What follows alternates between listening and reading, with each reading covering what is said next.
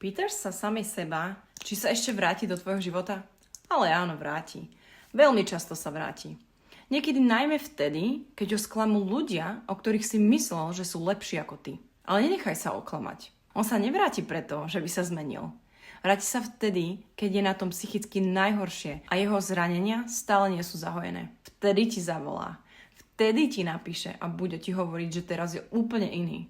Lenže ty musíš mať v sebe tú silu povedať nie. Pretože skutočná zmena nepríde zo dňa na deň. Na skutočnú zmenu je potrebný čas. A ak máš problém odolať mužom, ktorí ti ubližujú a opakovane sa k nim vraciaš alebo ich nedokážeš pustiť zo svojho života, je to preto, že tvoje podvedomie riadi vzorec, ktorý si vytvorila už dávno v detstve. A presne ten meníme na sedení sebavedomá za jeden deň. Aby si už nepriťahovala mužov, ktorí ti ubližujú. Aby si ich dokázala odmietnúť bez výčitiek. A aby si bola vnútorne natoľko silná, že už si nikdy nebudeš vyberať vzťah, ktorom si necháš ubližovať.